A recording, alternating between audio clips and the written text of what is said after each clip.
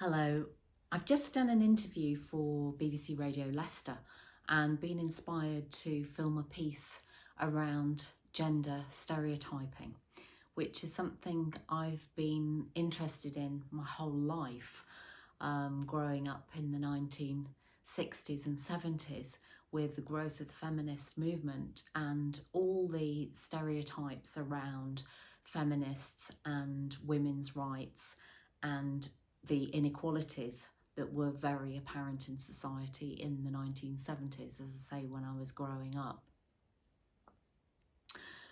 I was reminded of some studies and some research that I was aware of when I was doing my professional training, and just remembered a short piece that I'd seen, which was recorded, it was on the BBC, in 2018, which was an experiment that was done in a primary school.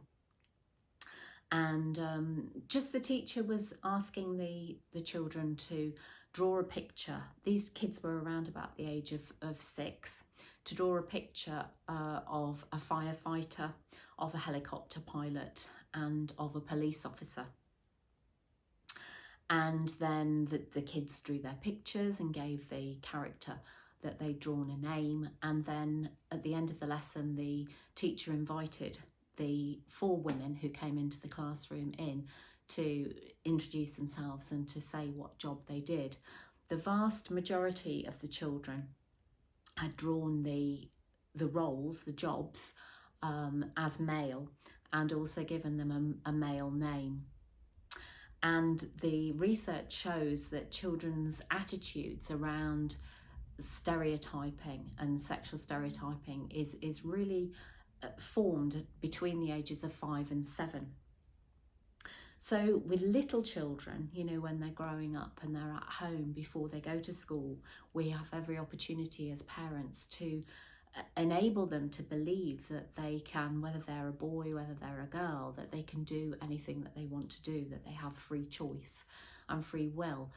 But what we know, even before children get to school, is that the attitudes of the parents, other relatives, are very deeply ingrained and entrenched. And a lot of those beliefs are unconscious. So we can project things onto our kids from even before they're born, and again, something that fascinates me is that people often want to know the sex of the baby before it's even born, and will have planned the nursery, the room where the baby's going to sleep, with a colour scheme and everything before the baby's born, dependent on the sex of the child. So we're very traditional in, you know, how we dress children, the colours that we choose, the clothing that we choose. And again, it's really interesting to look at studies, because when they've dressed boy babies as girls and girl babies as boys, what that shows from the 60s, when they started looking at this, right through to the current day, is that people have a very different attitude towards that child, whether they think it's male or female. So their language will change. The language is much softer when they think they're talking to a girl. The way that they handle the baby is much more robust when they think it's a boy. And the choice of toys is quite astoundingly different, whether the person thinks that it's a boy or a girl. So I think that those experiments just go to show, and you only have to observe when you're out in town, when you're walking in the park, when you see boys and girls of a similar age on bikes, you look at the clothing that they're wearing, you look at the colour of the bike that they're riding, and there is a lot of gender stereotyping going on. Similarly, if you walk down a toy aisle and you look at the toys that are aimed at the boys and you look at the toys that are aimed at the girls, they are very, very different. So where does that leave us in terms of equal opportunities and enabling our young people to really be free to make choices, free of all that conditioning and from their parents, from their school teachers? Because in order to not, and we all will do that to a greater or lesser degree, I think it's a complete fantasy to imagine that we would be able to step away from that completely. But because they're subtle, and because a lot of the messages are not only subtle, but there's a lot of subliminal language and messages that go on, it really takes quite a high degree of awareness in order not to fall into those traps, and to challenge things when they're said, when they happen in the school.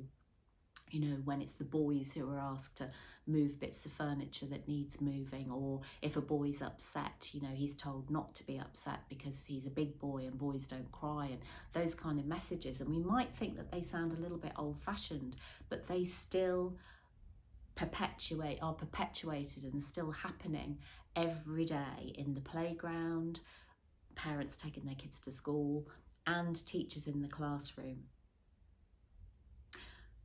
Language is really, really important, and again, just to become a little bit aware of the language that we use around boys and girls, and whether that is different, and if it's different, why is it different? You know, these are the questions that we need to be asking, not only of ourselves if we're in contact with children, if we're parents, if we have children of our own, if we have grandchildren, but also in wider society. You know, how things are reported, what happens on the media. Very often still on television, if you have a male and a female presenter, it will be the male presenter who speaks first, the female presenter who follows up. It's almost like that the female is an assistant to the male, in some way not quite of the same value, in some way not quite as equitable. And in the same way that you see with, for example, in the UK, football, women's football, yes, it's massively successful. Yes, the women's team are now going to be professionals and treated in that way. But you look at the amount of coverage that women's football gets and the amount of support that it gets, and it's fractional compared to the male football teams. So there's a vast difference there, and a vast inequity. Attitudes, values, checking in on the way that we respond to things. And I just wanted to end really with some examples of the other side of that. So I was talking earlier about the firefighter and the police officer and the helicopter pilot, and those being perceived as being male roles. But the opposite also happens to a lesser degree. If you asked young children to draw a picture of a nurse, I would imagine that the vast majority of those would be drawn as a woman. If you asked them to draw a teacher, if you asked them to draw a nursery nurse, those would be, if you asked them to draw a midwife, those characters would be drawn as women rather than men. And in the same way that a lot of men still are a little bit uncomfortable, or a lot uncomfortable, with the idea of their sons wanting to dance, wanting to learn ballet, wanting to do very traditional roles like nursing, that are still seen to be a little bit suspect, a little bit not manly enough, a little bit not go-getter enough.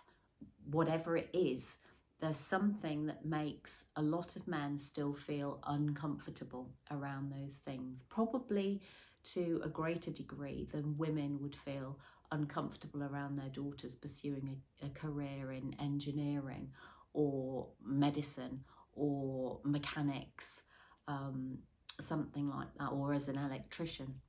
I think that is probably more acceptable, but I'm not sure, and that's just an interesting angle and something to leave you with at the end of my sort of reflection and those thoughts today following that interview.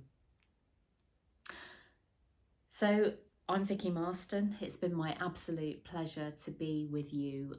Please leave me a comment. I really love getting comments from you, and any kind of response that you have to these films that I'm making. You can subscribe to the channel. You can find me on Facebook at Self Development Leicester, where I post almost every day, and my website is vicky.marston.co.uk. You can find all the films on there and a lot of other information too. So until the next time, good health.